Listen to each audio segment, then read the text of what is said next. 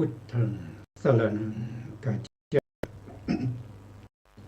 ธัมมังสรณังกัจจามิสังฆังสรณังกัจจามิ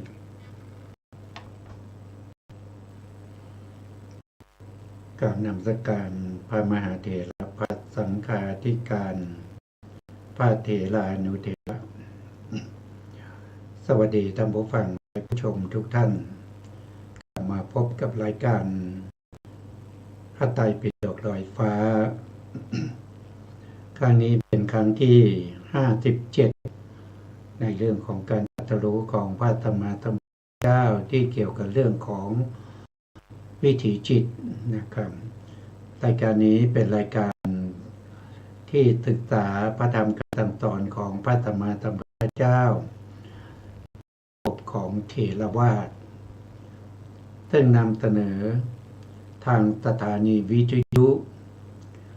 วัดฝายหินจังหวัดเชียงใหม่ขึ้น FM 104.5 เมกะเฮิรตซ์วัดฝายหิน ซึ่งมีอาทิตย์ละ2 วันนะครับก็มีวันพฤหัสกับวันศุกร์ก็เริ่มตั้งแต่เวลา 18 นาฬิกาถึง 19 นาฬิกาอันนี้เป็นรายการพระไตรปิฎกลอยฟ้าแล้วก็ศึกษาเกี่ยวกับเรื่องของความเปลี่ยนไปของชีวิตนะตั้งแต่เราเกิดมาจนถึงเราตายนะครับถ้าว่าโดยย่อๆเลยนะครับก็มีแต่รูปกับนามเท่านั้นนะแต่รูปกับนามที่เป็นไปเขาก็เป็นไปตามวิถีนะวิถีที่เรียกว่าเป็นวิถีจิตกับวิถีรูปนะวิถีจิตก็คือการเกิดดับติดต่อกันของจิตโดยเป็นเส้นสายตั้งแต่เราปฏิสนธิคือยังลงในครรภ์ของมารดาเป็นครั้งแรกจิตนั้นเรียกว่าเป็นปฏิสนธิจิตปฏิสนธิจิตดับไปก็จะมีภวังคจิตเกิดขึ้นเกิดต่อไปเรื่อยๆจนกว่าจะมีวิถีจิตที่เกิดขึ้นวิถีจิตที่เกิดขึ้นของสัตว์ทั้งหลายนะครับไปจนถึงแม้กระทั่งเป็นพระอริยบุคคลนะเป็นโสดาบันเป็นสกทาคามีเป็นอนาคามีถ้าไปเกิดนะจะมีปฏิสนธิมีภวงคจิตเหมือนกันแล้วก็วิถีแรกของคนเหล่านี้นะของสัตว์เหล่านี้ก็เป็นวิถีที่เป็นโลภะชวนะนะไม่ว่าจะเป็นปุถุชนเป็นพระอริยบุคคลเบื้อง3ก็จะเป็นชวนะโลภะนะก็คือมีความยินดีติดใจในชาติที่ตัวเองได้เกิดจะเกิดเป็นอะไรก็ยินดีพอใจในส่วนนั้นถ้าเป็นปุถุชนทั่วไปถ้าไปเกิดเป็นสัตว์นรกก็ยินดีในภพชาติความเป็นสัตว์นรกวิถีจิตวิถีแรกนะครับหรือว่า เกิดเป็นอสุรกายเดรัจฉานก็มีความยินดีในภพชาติที่ตัวเองได้เกิดนะถ้าเป็นพระอริยบุคคลก็ไม่ต้องมาเกิดในอบายภูมิแล้วนะถ้าเป็นโสดาบันก็มีทั้งโสดาบันที่จะกลับมาเกิดในโลกมนุษย์นะครับไม่เกิน7 ครั้งก็จะได้เป็นพระอรหันต์แล้วก็หลับไปนิพพานหรือว่าจะกลับมาเกิดในโลกมนุษย์อีกครั้งหรือ2 ครั้งก็จะได้เป็นพระอรหันต์แล้วปรินิพพานส่วนถ้าเป็นพระอนาคามีที่จะกลับมาโลกมนุษย์ก็จะกลับมาเกิดครั้งเดียวเกิดมาเป็นมนุษย์เพียงครั้งเดียวแล้วก็จะได้เป็นพระอรหันต์และปรินิพพานสำหรับบุคคลที่เป็นพระอนาค ก็จะไม่กลับมาเกิดในโลกมนุษย์อีกแล้ว ท่านจะไปเกิดเป็นพรหมนะเกิดเป็นพรหมนะไปเป็นรูปภพนะรูปภพโดยมากพระอนาคามีที่มีอินทรีย์แก่กล้าอย่างใดอย่างหนึ่งก็ไปเกิดในสุทธาวาสภูมิแล้วก็จะนิพพานในสุทธาวาสภูมิเหล่านั้นอันเป็นของพระอนาคามีส่วนเป็นพระอรหันต์แล้วจะไม่เกิดในภพภูมิใดๆทั้งสิ้นจะปรินิพพานในภพภูมิที่ท่านได้เป็นพระอรหันต์อยู่แล้วอันนี้ก็เป็นเป็นเรื่องของบุคคลเวียนว่ายตายเกิดแต่บุคคลที่เวียนว่ายตายเกิดนั้นอะไรเวียนว่ายตายเกิดก็คือขันธ์ห้านะครับที่เวียนว่ายตายเกิดจะเป็นขันธ์ห้าอายตนะ2หรือธาตุ18ก็ตามนะครับแต่ถ้าว่าโดยขันธ์ห้าแล้วก็คือสรุปขันธ์ห้าก็จะมีแต่รูปกับนามเท่านั้นรูปนั้นก็คือแก่รูปประขันธ์ถ้าเป็นนามก็คือเวทนาขันธ์สัญญาขันธ์สังขารขันธ์แล้วก็วิญญาณขันธ์สี่ขันธ์นี้นะครับสี่ขันธ์อะไรก็คือเวทนาขันธ์สัญญาขันธ์สังขารขันธ์วิญญาณขันธ์สี่ขันธ์นี้เรียกว่าเป็นนามนั่นแหละเรียกว่าเป็นนามแล้วสี่ขันธ์นี้เขาจะเกิดพร้อมกันเขาจะเกิดพร้อมกันนะครับมาใส่วัตถุเดียวกันเกิดขึ้นหรือว่าลงเดียวกันแล้วก็จะดับพร้อมกันสี่ในนามขันธ์นี้นะนามขันธ์ที่เกิดขึ้นแล้วดับไปก็เรียกว่าเป็นวิถีจิตที่เกิดขึ้นแล้วดับไปดวงใหม่ก็เกิดขึ้นต่อแล้วก็ดับไปดวงที่สามก็เกิดขึ้นดับไปนี้เขาเรียกว่าเป็นวิถีจิตวิถีจิตทีนี้ในส่วนที่เป็นรูปในส่วนที่เป็นรูปเขาก็มีวิถีเรียกว่าวิถีรูปกับวิถีจิตนี้ก็จะแตกต่างกันนะครับวิถีรูปนั้นรูปที่จะเกิดขึ้นมานะครับอย่างเช่นยกตัวอย่างเช่นกัมมัชฌรูปนี้เกิดครั้งแรกที่อุปาทขณะของปฏิสนธิจิตคือเกิดพร้อมกับปฏิสนธิจิตเลยนะครับแล้วเกิดทุกอนุขณะของจิตนั้นด้วยทั่วไปก็คือหลังจากที่ขึ้นที่อุปาทขณะของปฏิสนธิจิตแล้วรูปนั้นยังดับไปก็จะมีรูปใหม่ที่เป็นกัมมัชฌรูปก็จะเกิดที่ถีติขณะของปฏิสนธิจิตแล้วจะเกิดที่พังคะขณะของปฏิสนธิจิตอีกรูปนะจะมีอายุเท่ากับ17ดวงเพราะฉะนั้นรูปที่เกิดขึ้นก็จะซ้อนกันไปเรื่อยๆนะครับแล้วรูปที่เกิดขึ้นนี้ไม่ได้มีเฉพาะกัมมัชฌรูปนะรูปมีอยู่4อย่างนะครับโดยสมมติฐานนะมีอยู่4อย่างก็คือได้แก่1กัมมัชฌรูปนะ2ก็คือได้จิตตัชฌรูปเนี่ยจะเกิดครั้งแรกที่อุปาทขณะของปฐมภวังค์ก็คือปฐมภวังคจิตดวงที่1นะครับจะเกิดพร้อมกับภวังคจิตดวงที่1แล้วจะเกิดทุกอุปาทขณะของนะยกเว้นเฉพาะจิตประเภทที่เป็นทวิปัญจวิญญาณจิต10นะไม่สามารถที่จะทำให้จิตตัชฌรูปเกิดขึ้นได้แล้วก็เว้นอรูปวิปากจิต4นะครับนั้นก็ไม่สามารถทำให้จิตตัชฌรูปเกิดขึ้นได้รูปที่เป็นจิตตัชฌรูปที่1เกิดขึ้นที่อุปาทขณะของปฐมภวังค์คือภวังคจิต1เกิดพร้อมกันแล้วยังไม่ดับไปนะแล้วก็จิตตัชฌรูปก็จะเกิดอีกที่อุปาทขณะของคจิตดวงที่2นะครับก็จะเกิดอย่างนี้เรื่อยๆนะครับจนกว่ารูปนั้นจะมีอายุครบ17เท่ากับจิต17ดวงถ้าว่าโดยอนุขณะก็คือขนาดที่51นะที่51รูปที่เกิดขึ้นที่อุปาทขณะของปฐมภวังค์ก็ไปดับ นะไปดับที่ไหนก็ไปดับพร้อมกับจิตดวงที่7นะเพราะฉะนั้นก็จะสอนกันไปแต่จิตไม่มีการสอนนะครับจิตถ้าดวงที่หนึ่งเกิดขึ้นแล้วปฏิสนธิจิตเกิดขึ้นแล้วตอนที่จิตยังไม่ดับไปรูปจิตนะจิตดวงที่2จะเกิดไม่ได้นะครับต้องเกิดทีละดวงแล้วก็ไม่สอนกันไม่แย่งกันเกิดตามระเบียบเกิดตามกฎของเขาเรียกว่าจิตตานิยามเกิดตามกฎของจิตเรียกว่าจิตตานิยามแล้วก็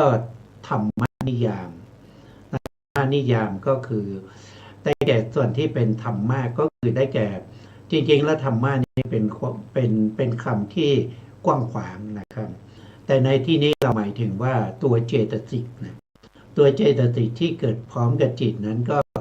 เกิดไปตามลักษณะนะครับไม่ได้ไม่เจตสิกมีถึง52ดวงเจตสิกนั้นจะเกิดตามลักษณะของจิตนะจิตเป็นลักษณะของอะไรล่ะเป็นลักษณะของวิปากจิตนะหรือว่าเป็นกิริยาจิตหรือว่าเป็นกุศลจิตหรืออกุศลจิตก็จะมีเจตสิกเกิดตามลักษณะของเขาที่เป็นไปก็เรียกว่าเป็นเรื่องของธรรมานิยามนะธรรมานิยามนอกจากชรูปนะครับก็จะมีอาหารและรูปอาหารและรูปเกิดที่ไหนอาหารและรูปเนี่ยจะเกิดตรงที่มันจะกินอาหารเข้าไปรับประทานอาหารเข้าไปอาหารนั้นย่อยสลายเป็นโอชาไปหล่อเลี้ยงนะไปหล่อเลี้ยงอะไรหล่อเลี้ยงทานโลกไปหล่อเลี้ยงครั้งแรกตรงไหนก็จะเกิดตรงนั้นเป็นครั้งแรกโดยปกติแล้วก็จะสมมุติให้เป็นสัปดาห์ที่2หลังจากที่ปฏิสนธินะสัปดาห์ที่2ก็จะมีอาหารและลูกที่ผ่านจากแม่มาหล่อเลี้ยงลูกนะครับหล่อเลี้ยงลูกก็จะเกิดที่สมมุติว่าจะเกิดที่ไม่แน่นอนนะครับบางทีก็เกิดที่ครั้งแรกนะพูดถึงครั้งแรกนี่เกิดไม่แน่นอนนะครับที่อุปาทขณะของจิตหรือว่าทิฏฐิขณะของจิตหรือว่าพังค่าขณะของจิตก็ได้อยู่กับอาหารที่ไปหล่อเลี้ยงทานโลกนั้นทีนี้อาหารที่ไปหล่อเลี้ยงครั้งแรกเกิดขึ้นแล้วหลังจากนั้นอาหารจะเกิดทุกอนุขณะของจิตอีกนะอันนี้ก็เป็นอาหารและรูปเราก็ได้รูปมา3ประเภทก็คือกรรมชรูปเกิดทุกอนุขณะของจิตเริ่มตั้งแต่อุปาทขณะของปฏิสนธิจิตถ้าเป็นจิตรูปจิตตชรูปเริ่มตั้งแต่อุปาทขณะของปฐมภพแล้วจะเกิดทุกอนุขณะของจิตแต่ละดวงไปเรื่อยๆส่วนอาหารรูปก็จะเกิดในสัปดาห์ที่2หลังจากแม่ทานอาหารเข้าไปแล้วก็จะเกิดทุกอนุขณะของจิตด้วยนะแล้วก็ยังมีรูปอีกรูปเขาเรียกว่าอุตุชรูปอุตุชรูปนี้จะมีมากมายนะครับมีมากมายอุตุชรูปจะเกิดขึ้นครั้งแรกตรงไหนก็เกิดครั้งแรกที่ถีติของปฏิสนธิจิต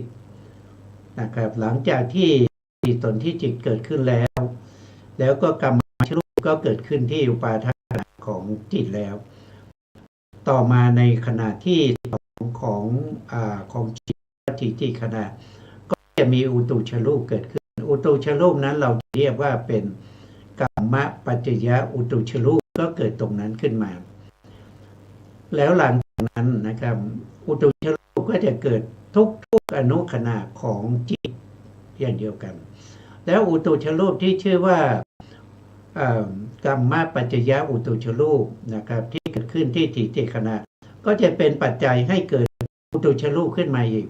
อุตุชรูปนั้นจะเรียกว่าเป็นอุตุปัจจยอุตุชรูปก็จะเกิดที่พังค่าของปัจจิที่จิตนะครับก็จะเกิดจากนั้นก็จะเกิดไป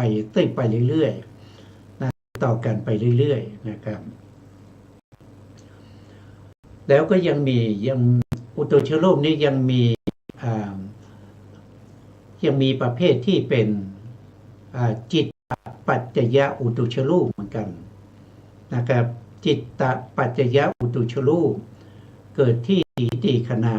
ครั้งแรกเกิดที่ถีติขณะของภวังค์ดวงที่หนึ่งหรือปฐมภวังค์แล้วหลังจากนั้นนะเขาก็เป็นปัจจัยให้เกิดอุตุชรูปอีกอุตุชรูปนั้นก็จะเกิดที่พังค่าขณะของภวังคจิตดวงที่หนึ่งก็เรียกว่าเป็นจิตจิตจิตตะจิตตปัจจยะจิตตปัจจยะอุตุชรูปแล้วก็เป็นปัจจัยให้แก่อุตุชรูปขึ้นมาอีกนะครับก็เรียกว่าเป็นจิตตปัจจยะอุตุชรูปปัจจยะอุตุชรูปเข้าไปอีกนะครับอาหารก็เหมือนกันอาหารก็จะเป็นปัจจัยให้เกิดอุตุชรูปก็เรียกว่าเป็นอาหารปัจจยะอุตุชรูปอาหารปัจจยะอุตุชรูปก็ทำให้อุตุชรูปเกิดขึ้นอีกนะก็เรียกว่าอาหารปัจจยะอุตุชรูปปัจจยะอุตุอีกทีหนึ่งนะครับอุตุก็จะมีปัจจยะอุตุอีกมันมากมายเหลือเกินนะเพราะฉะนั้นรูปนี้มันต่อกันเข้าไปมากมายเพราะฉะนั้นเราจึงสามารถที่จะมองเห็นรูปได้นะไม่เหมือนกับนามธรรมนะอย่างจิตเนี่ยเราตาเนี่ยมองไม่เห็นนะเพราะว่าจิตเนี่ยมันเกิดแล้วมันดับมันไม่ได้สอนกันมากมายนะแต่รูปเนี่ยที่มันเกิดขึ้นแล้วมันสอนกันไปเรื่อยๆนะครับฉะนั้นรูปที่เกิดขึ้นนะครับไม่ว่าจะเป็นมหาพุทธรูปหรืออุปาทายรูปสิ่งหนึ่งที่ขาดไม่ได้เขาเรียกว่าเป็นสีของมหาพุทธรูปนะสีของมหาพุทธรูปนะครับแล้วก็รสของมหาพุทธรูปแล้วก็มีสีมีรสมีกลิ่นนะมีกลิ่นด้วยนะครับแล้วก็มีโอชาด้วยนะแปดรูปนี้รวมกันเขาเรียกว่าเป็นอภินิโภคันรูป8ไม่สามารถแยกจากกันได้เหล่านี้นะมีธาตุดินธาตุน้ำธาตุลมธาตุไฟแล้วก็มีสีมีรสมีกลิ่นแล้วก็มีโอชา8รูปนี้รวมกันเรียกว่าอภินิโภคันรูป8แยกจากกันไม่ได้เลยไม่สามารถที่จะแยกจากกันได้นะครับอันนี้เรียกว่าเป็นอภินิโภคันรูปแต่อภินิโภคันรูปนี้ก็เป็นส่วนประกอบของกัมมัชรูปเป็นส่วนประกอบของจิตตชรูปเป็นส่วนประกอบของอาหารละรูปเป็นส่วนประกอบของอุตุชรูปนะครับอุตุชรูปนะครับแล้วก็มีมากมายนะครับแยกจากกันไม่ได้นะครับถ้าสมมติว่าอันนี้อภินิโภคันรูป8นะครับถ้ามันใหญ่โตเป็นอันเดียวเป็นกระดาษเดียวกันนะครับเท่ากับรูปร่างของสัตว์ทั้งหลายสัตว์ตัวนั้นจะไม่สามารถที่จะแยกแขนแยกขาหรือจะไม่สามารถที่จะเอามีดเอาหอกไปแทงมันได้นะมันแยกจากกันไม่ได้เอาปืนไปยิงมันก็ไม่ได้ยิงมันก็ยิงไม่เข้าฟันมันก็ฟันไม่เข้าแต่อภินิโภคันรูป8เนี่ยมันเป็นรูปที่เล็กมากนะครับแต่เล็กมากเนี่ยมันมีหลายรูปมันมีหลายรูปเป็นเขาเรียกว่าเป็นโกฏนะหลายล้านโกฏนะหลายแต่ล้านโกฏมารวมกันนะครับแล้วมารวมกันแล้วมันมีรอยต่อระหว่างรูปกะลาแต่ละรูปกะลานะมันมีรอยมันมีไม่ได้ต่อกันโดยสนิทนะมันจะมีรอยอยู่เหมือนกับเราลูกบอล3ลูกมาชนกันเนี่ยมันจะมีช่องว่างอยู่ตรงกลางนะครับมันไม่สามารถที่จะเอากะลาแต่ละกะลาเนี่ยมารวมกันเป็นกะลาเดียวเชื่อมกันเป็นเนื้อเดียวไม่ได้นะครับเพราะฉะนั้นมันมีรอยต่อนะรอยต่อนั่นแหละเป็นปัจจัยให้สัตว์ทั้งหลายเมื่อถูกฟันแล้วต้องเข้านะ เมื่อถูกยิงแล้วก็ต้องเข้านะครับเมื่อถูกแทงแล้วของนั้นก็จะเข้าทำไมเป็นอย่างนั้นก็มันแทรกไปตามรอยต่อของอวินิโพคนะมันถึงทำให้รูปนั้นเสียไปได้ แต่ถ้าวินิโพครูปเป็นรูปเดียวกันนะครับโตเท่ากับสัตว์ทั้งหลายนะครับควรโตเท่าไหร่ก็โตเท่านั้น เพราะฉะนั้นสัตว์เหล่านั้นจะไม่สามารถทำลายได้นะจะเอาอะไรฟันก็ไม่เข้าจะเอาอะไรแทงก็ไม่เข้าเอาปืนยิงก็ไม่เข้าเอาธนูยิงก็ไม่เข้านะครับแต่เพราะว่ามันเป็นการรวมกันของอภินิโพครูปที่มีอนูนที่น้อยที่สุดนะครับ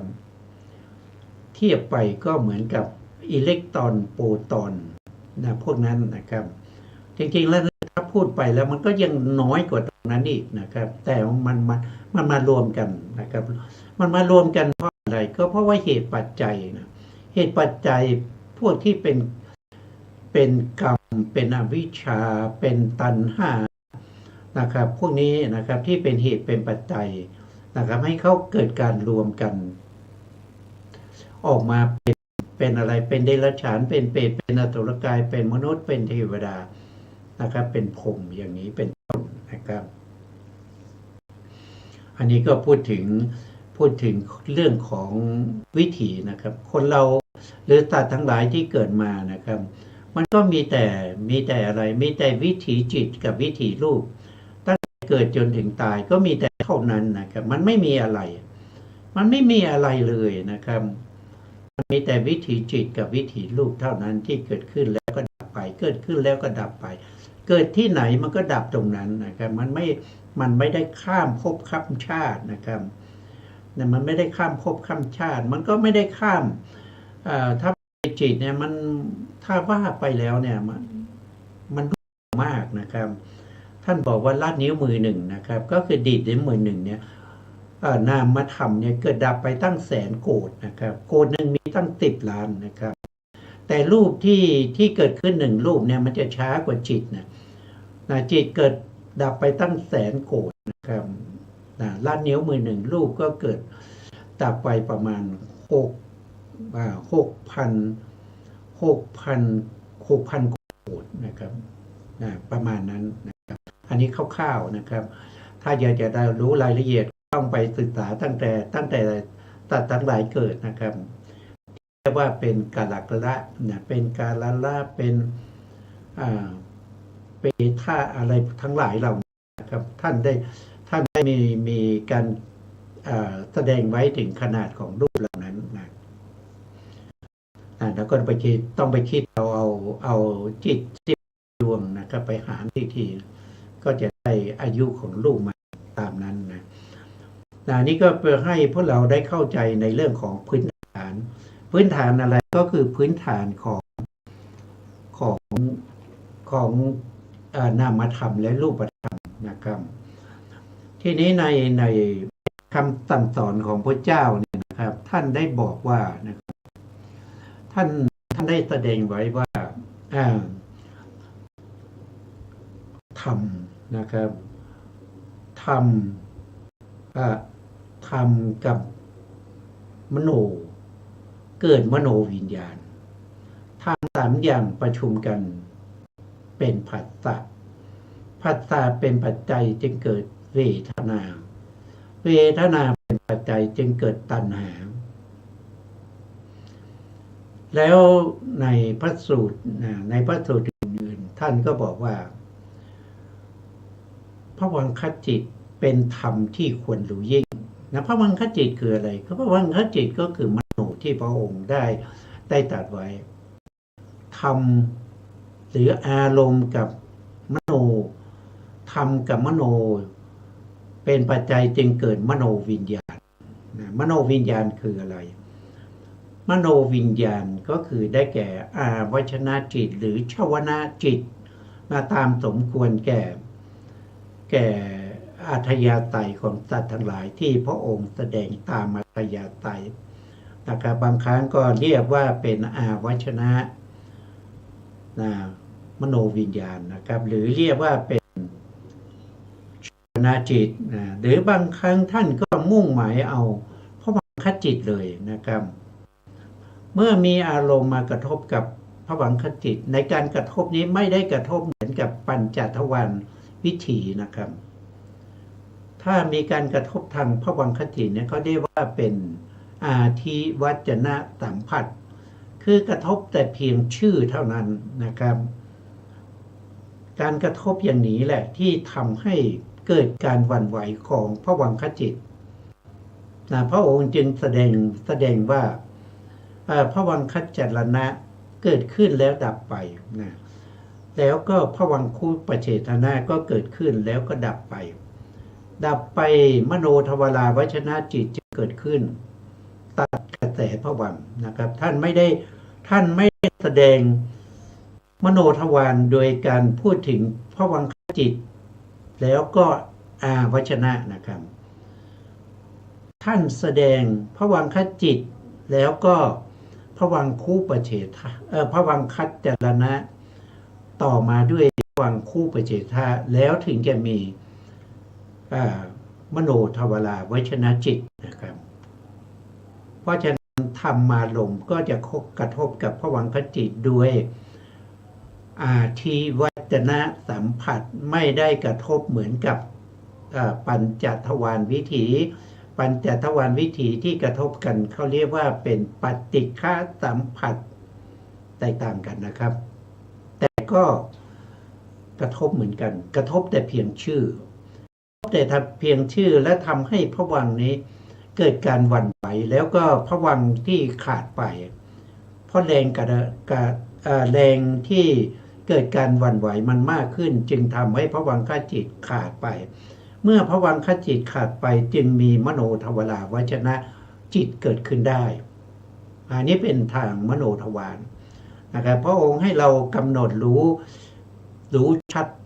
รู้ยิ่งในภวังคจิตแล้วก็วชนะจิตแล้วก็ชวนาจิตในทางมโนทวารวิถีเพราะมโนทวารวิถีเป็นวิถีที่มีความสำคัญนะครับมีความสำคัญนั่นคืออะไร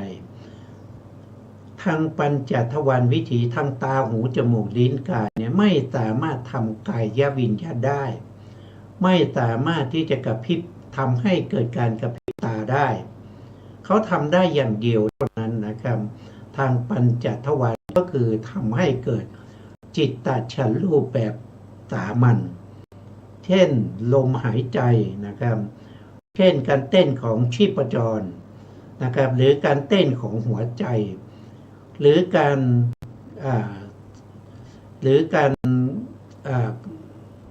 บีบอัดของปอดอะไรทั้งหลายเหล่านี้เขาเรียกว่าเป็นจิตตฉันท์รูปสามัญแล้ว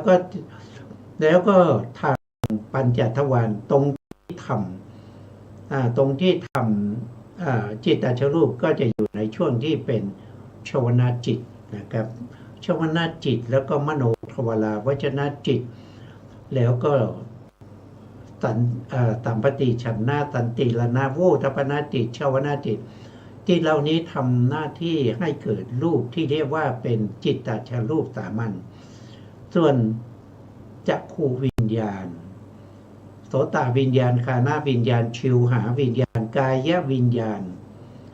อันนี้เขาจะไม่ทำจิตตฉันท์รูปใดๆเลย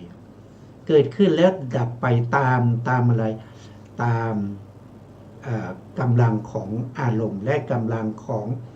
ปัญจทวาราวชนะจิตที่ชี้แน่อารมณ์ให้เขาเกิดขึ้นรู้แจ้งในอารมณ์แล้วเขาก็ดับไปเขาไม่ได้ทำจิตตฉันท์รูปเลยนะครับ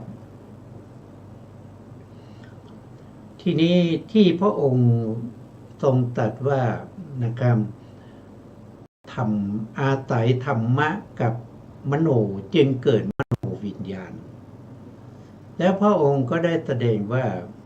นะครับ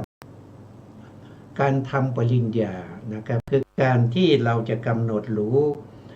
ถึงลักษณะสภาวธรรมทั้งหลายเนี่ยมันอยู่ที่ทางมโนทวารมันไม่ได้อยู่ที่ปัญจทวารนะครับ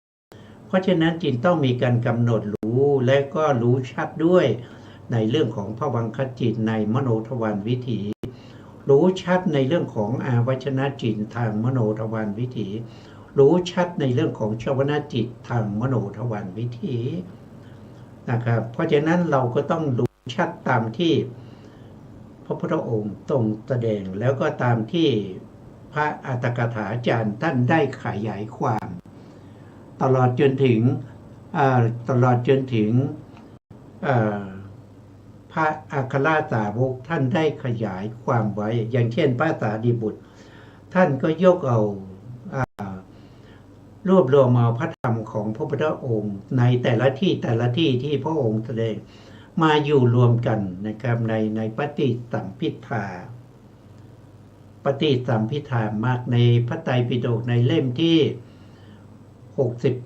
68-69นะครับในชุดพระไตรปิฎกและอรรถกถาท่านก็แสดงชัดเจนว่าควรรู้ยิ่งควรรู้ชัดอยู่ในชัชกาศสูตรนะเป็นพระสูตรที่พระองค์แสดงเองนะทรงให้รู้ชัดนะรู้ชัดเพราะฉะนั้นเราก็ต้องมาศึกษา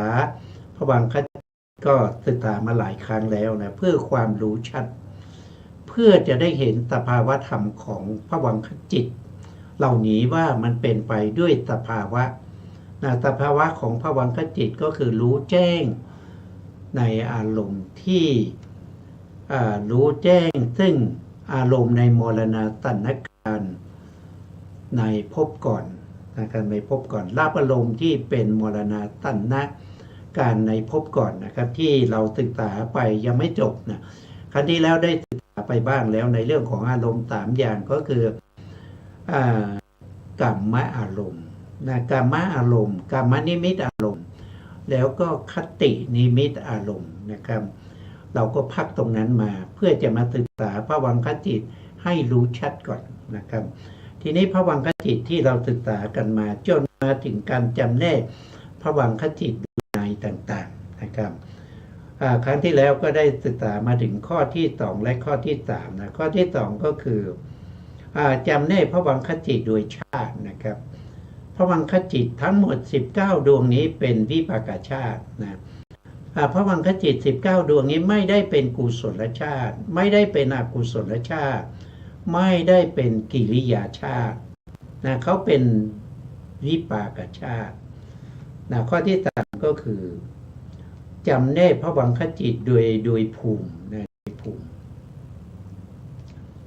โดยภูมิภวังคจิตมีอยู่19ดวงแต่ภวังคจิตเนี่ยทำให้ไปเกิดใน30ภูมินะ30ภูมิก็มี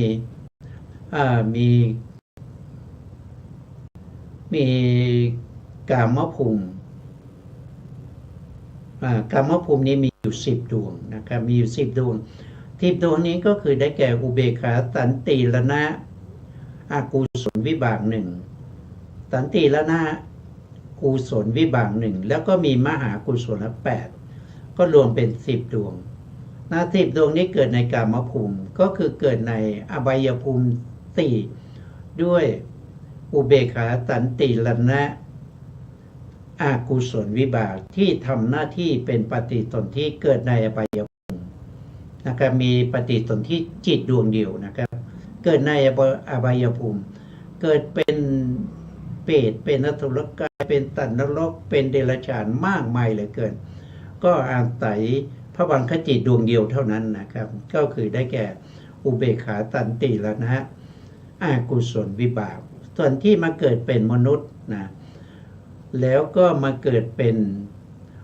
เทวดาในชั้นจตุมหาราชที่ว่าเป็นเทวดาชั้นต่ำนะที่เป็นภูมิพระเทวดาเกิดได้ใน2ภูมินะ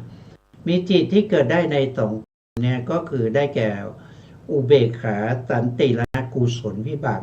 1อันนี้ก็นำไปเกิดเป็นถ้าเป็นมนุษย์ก็เป็นมนุษย์ที่ขาดตกบกพร่องนะครับมีตาบอดหูหนวกมาตั้งแต่กำเนิดเป็นบ้าเป็นใบ้หรือว่ามีสติปัญญาที่เขาเรียกว่าเป็นภาวะมีความบกพร่องทางสติปัญญาแล้วก็เกิดเป็นเทวดาชั้นจตุมหาราชิกานะครับอยู่ตามพื้นแผ่นดินนะครับเช่นอยู่โคนไม้นะ รักษาอยู่ที่พระเจดีย์อยู่ที่ประตูซุ้มพระวิหารอันนี้นี่เป็นเทวดาชั้นต่ำแล้วก็ยังมีมหาวิบากอีก8นะครับก็เกิดในมนุษย์ได้นะเกิดในเทวดาตั้งแต่จาตุมหาราชจนถึงปาลนินมิตวัตตินะครับก็มหาวิบากเนี่ยเกิดได้ทั้งหมดอยู่7ภูมิด้วยกันนะก็คือมนุษย์1แล้วก็เทวดาอีก6นะครับรวมกันก็เป็น10นะเรียกว่าเป็นภวังคจิตนะ10ดวงนี้เกิดในกามภูมินะแล้วต่อไปนะภวังคจิตอีก5ดวงนะ5ดวงนี้เรียกว่าเป็นรูปาวจรวิปากจิตนะครับเกิดในภูมิที่เป็นรูปภูมินะมีอยู่15ชั้นด้วยกันนะครับตั้งแต่ไหนก็คือตั้งแต่ปริสัชชานะปริสัชชาพรหมโพหิตาพรหมมหาพรหมไปจนถึงนู่นนะครับไปจนถึงสุทธาวาสสูงสุดในสุทธาวาสนั้นก็เรียกว่าเป็นอากนิฐานะครับก็ไปเกิด5ดวงนี้นะครับเป็นดวงที่เป็นภวังคจิตของบุคคลเหล่านั้นนะบุคคลเหล่านั้นคือรูปภพนะครับ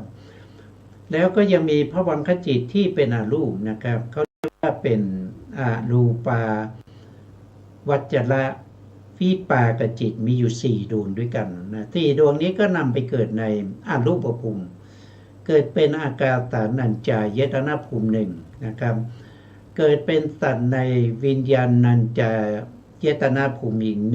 1เกิดเป็นสัตว์ในอากินจัญญายตนะภูมิอีก1เกิดเป็นสัตว์ในเนวสัญญานาสัญญายตนะภูมิอีก1รวมแล้วก็มีอยู่4ดวงด้วยกัน4ดวงนี้ก็ไปเกิดในภพภูมิที่เป็นอรูปแต่ว่าภพภูมิในอรูปนี้ไม่ใช่ว่าจะมีผมอยู่แค่องค์เดียวนะครับมีมากมายอย่างเช่นในอากาสานัญจายตนะภูมิเนี่ยก็จะมีอากาสานัญจายตนะภูมิพรหมนะอากาสานัญจายตนะพรหมอยู่มากมายนะครับแต่ละท่านแต่ละคนก็ถือปฏิสนธิด้วยอากาสานัญจายตนะวิปากจิตเป็นภวังคจิตนะครับก็เป็นลักษณะอย่างนี้นะต่อไปในข้อที่4นะครับก็จำแนกภวังคจิตโดยเวทนานะครับโดยเวทนาท่านบอกว่าภวังคจิตทั้งหมด19ดวงนี้มีเวทนาอยู่2อย่างเท่านั้นนะก็มีเวทนาที่เป็นสมนัตกับเวทนาที่เป็นอุเบกขานะครับที่นี้ภวังคจิต19ดวงไหนที่เป็นสมนัตเราก็มาดูในแผนภูมินะครับมาดูในแผนภูมินะภวังคจิต2ดวงนะครับที่เป็นอุเบกขานะครับอุเบกขาตรงนี้นะครับอุเบกขานะครับที่เป็นอกุศลวิบาก1ดวงแล้วก็เป็นอุเบกขาที่เป็นอุเบกขาสัญญาที่เป็นกุศลวิบากอีก1ดวง2ดวงนี้มีเวทนาที่เป็นอุเบกขานะครับชื่อเขาก็บอกว่าเป็นอุเบกขานะครับอุเบกขาสันติรณะนะเพราะฉะนั้นก็มีเวทนาที่เป็นอุเบกขานะครับต่อมาในส่วนที่มีเวทนาที่เป็นอุเบกขาเนี่ยก็จะมีมหาวิบากนะมหาวิบากเนี่ยก็จะมีอุเบกขาอยู่4ดวงนะครับก็คือดวงที่5นะครับดวงที่5ดวงที่6นะครับดวงที่7นะครับดวงที่8นะครับมีอยู่4ดวงนี้นะครับเป็นมหาวิบากที่เป็นอุเบกขา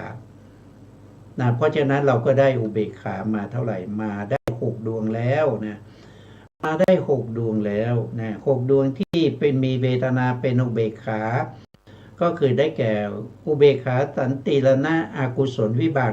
1อุเบกขาสันติรณะกุศลวิบาก1แล้วก็อุเบกขามหาวิบากอีก4ก็เป็น6นะครับต่อไปในส่วนที่เป็นรูปาวจรวิปากจิต5นะรูปาวจรวิปากจิต5มีอยู่ดวง1นะครับก็คือดวงที่เป็นปัญจมฌานนะ จะแม้ฌานนี้จะมีเวทนาที่เป็นอุเบกขาได้มา6เมื่อกี้นะครับรวมอีก1ก็เป็น7นะรวมอีก1ก็เป็น7นะอุเบกขา7ดวงนะครับต่อไปในส่วนที่เป็นอรูปาวจรวิปากจิตติสี่นะครับที่เป็นอากาสานัญจายตนะวิบากก็เป็นอุเบกขานะครับแล้วก็วิญญาณัญจายตนะวิบากก็เป็นอุเบกขานะครับอากินจัญญายตนะวิบากก็เป็นอุเบกขาแล้วก็เนวสัญญาสัญญายตนะวิบากก็เป็นอุเบกขา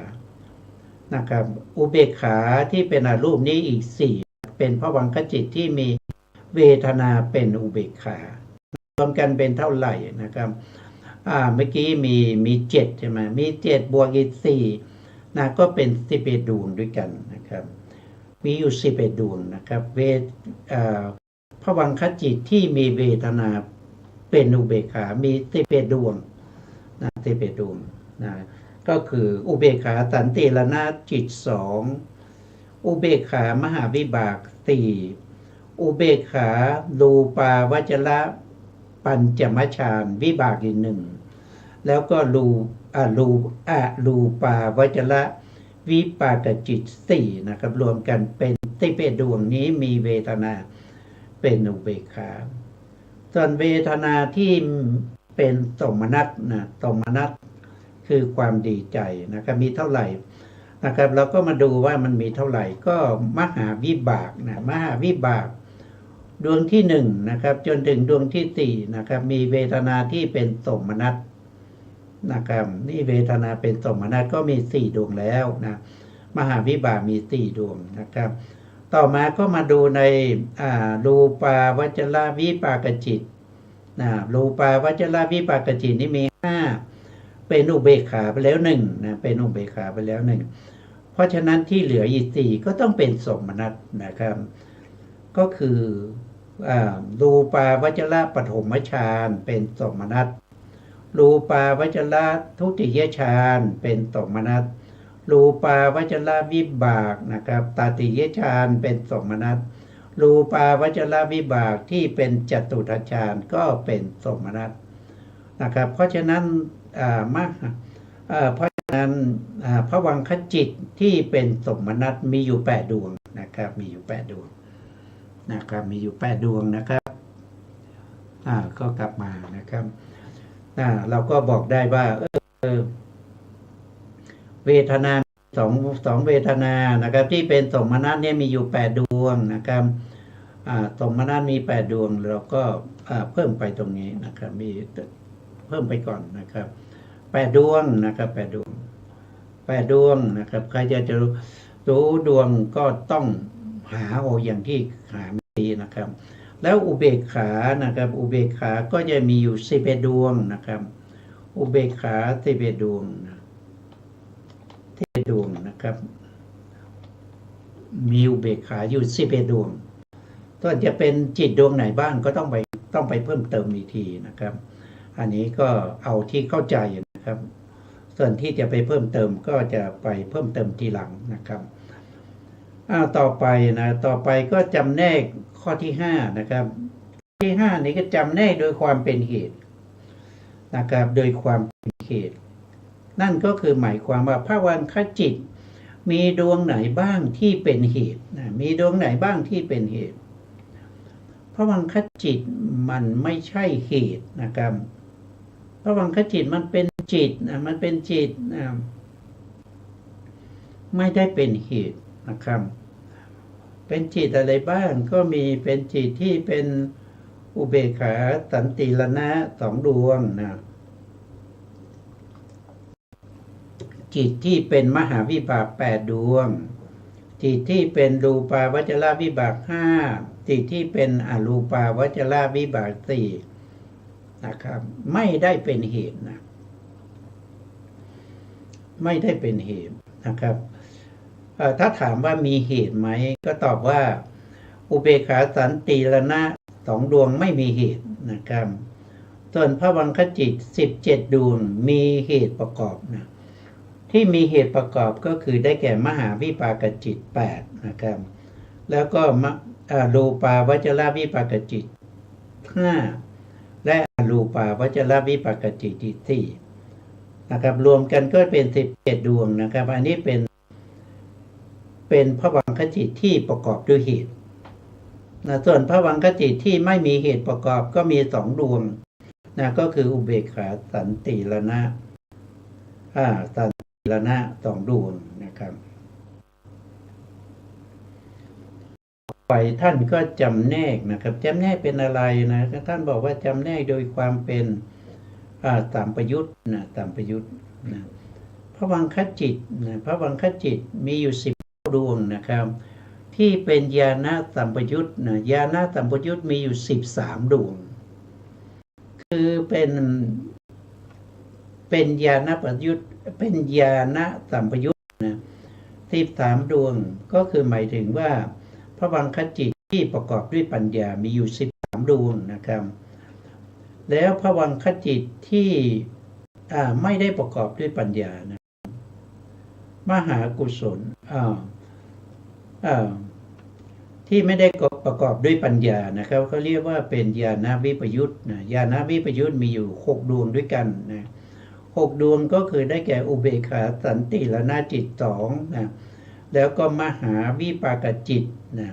ที่เป็นญาณวิปยุตอีก4นะครับก็รวมกันก็เป็น6ดวงด้วยกันนะครับอันนี้เรียกว่าแนกโดยความเป็นสัมปยุตนะสัมปยุตถ้าเราพูดถึงสัมปยุตเนี่ยถ้าพูดถึงจิตทั้งหมดเนี่ยมีสัมปยุตเท่าไหร่นะนับแล้วไม่นับอีกนะครับก็มีสัมปยุตอยู่5นะครับแล้วสัมปยุต5อย่างนั้นคืออะไรนะเราก็ต้องมาดูในแผนภูมินะครับอย่างเช่นในโลภะมูลจิตก็มีสัมปยุตเหมือนกันนะครับเขาเรียกว่าเป็นทิฏฐิคตสัมปยุตนะโลภะมูลจิตที่ประกอบด้วยทิฏฐินะครับอันนี้ก็ไม่ได้เป็นภวังคจิตเราก็ไม่ต้องไปสนใจนะครับเพราะว่าเราเฉพาะภวังคจิตเราภวังคจิตประจำแน่โดยความเป็นโดยความสัมปยุตนะเพราะฉะนั้นโลภะเนี่ยไม่ใช่ภวังคจิตนะอันนี้ก็เว้นไปนะไม่เกี่ยวกันนะแล้วก็โทสะก็มีสัมปยุตแต่สัมปยุตที่เราเรียกว่าเป็นอะไรเป็นปฏิฆะสัมปยุตก็คือประกอบด้วยโทสะเป็นส่วนประกอบด้วยโทสะอันนี้ก็ไม่ได้เป็นภวังคจิตนะไม่ได้เป็นวิบากก็เปลี่ยนไปนะแล้วก็โมหะนะโมหะก็จะมีสัมปยุตอยู่2นะครับ1ก็คือวิจิกิจฉาสัมปยุตนะอันนี้ก็ไม่ได้เป็นภวังคจิตเราก็ไม่เอานะดวงที่2เนี่ยก็เป็นสัมปยุตเขาเรียกว่าเป็นอุทธัจจะสัมปยุตอุทธัจจะสัมปยุตเนี่ยมันไม่เป็นภวังคจิตเราก็ไม่เอานะเพราะฉะนั้นในโลภะมูลจิต12เนี่ยเราได้สัมปยุตมา3อย่างนะครับเราได้สัมปยุตมา3อย่างก็คือทิฏฐิคตสัมปยุตนะแล้วปฏิฆะสัมปยุตแล้วก็วิจิกิจฉาสัมปยุตนะแล้วก็อุทธัจจะสัมปยุตนะครับรวมเป็นนะเมื่อกี้บอก3มันผิดนะ4สัมปยุตนะก็คือทิฏฐิสัมปยุต1นะครับปฏิฆะสัมปยุต2นะครับแล้วก็วิจิกิจฉาสัมปยุต1เป็น3นะครับแล้วก็อุทธัจจะสัมปยุตอีก1ก็เป็น4นะอันนี้เป็นสัมปยุตนะแล้วทีนี้เราก็มาดูในส่วนอื่นนะครับในส่วนอื่นที่เป็นอุเบกขาเนี่ยมันไม่มีสัมปยุตนะก็เว้นไปนะแล้วก็มาดูในส่วนที่เป็นมหากุศลนะมหากุศลนี่มันก็ไม่ใช่อะไรมันไม่ใช่วิบากมันไม่ใช่ภวังคจิตมันไม่ได้ทำหน้าที่มันไม่ทำหน้าที่ภวังคจิตนะครับเราก็ไม่ต้องไปสนใจนะทีนี้ในมหาวิบากนะมหาวิบากในมหาวิบากเนี่ยก็มีญาณสัมปยุตนะเราได้มา1แล้วญาณสัมปยุตนะครับแล้วก็ญาณวิปยุตนะวิปยุตนี่มันไม่ใช่สัมปยุตเราก็ไม่เอานะครับเราก็ไม่เอาเราแต่สัมปยุตนะครับก็ได้มาอีกเท่าไหร่ได้สัมปยุตมา4ดวงนะครับ4ดวงนี้นะ4ดวงนี้ถึงจะเข้าหลักเกณฑ์นะครับเพราะเป็นภวังคจิตด้วยแล้วก็เป็นสัมปยุตด้วยนะ แล้วในส่วนที่เป็นรูปาวจระนะรูปาวจรจิตนะทั้ง5ดวงเนี่ยประกอบด้วยปัญญาหมดเลยนะถึงแม้ชื่อเขาเนี่ยจะไม่บ่งบอกว่าเป็นสัมปยุตนะก็ส่งข้อเข้าในสัมปยุตได้นะเพราะประกอบด้วยปัญญาต้องมีปัญญาประกอบนะครับเขาถึงจะได้ฌานนะแล้วก็รูปก็เช่นเดียวกันนะมีปัญญาประกอบนะครับนะระบุว่าเป็นสัมปยุตนะครับเพราะฉะนั้นก็ส่งข้อเข้าไปได้นะครับเป็นสัมปยุตนะถ้าเราส่งข้อรูปาวจรวิปากจิตแล้วก็รูปาวจรวิปากจิตแล้วก็ญาณสัมปยุตในมหาวิบากรวมกันมีเท่าไหร่นะครับรวมกันก็มี9ก็มี9มี10มี13ดวงนะครับจิตภวังคจิตที่เป็นญาณสัมปยุตมีอยู่10เท่าไหร่13ดวงนะ13ดวงนะเพราะฉะนั้นที่เหลือนอกนั้นก็เป็นก็ไม่ใช่ญาณสัมปยุตนะที่เหลือก็คือเหลือเท่าไหร่ก็คือเหลืออยู่6ดวงนะ6ดวงก็คืออุเบกขาสันติระนะจิต2แล้วก็มหาวิบากนะครับที่เป็นญาณวิปยุตติ4นะครับ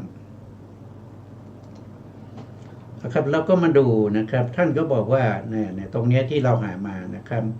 พระวังคจิตนะที่เป็นญาณสัมปยุตมีอยู่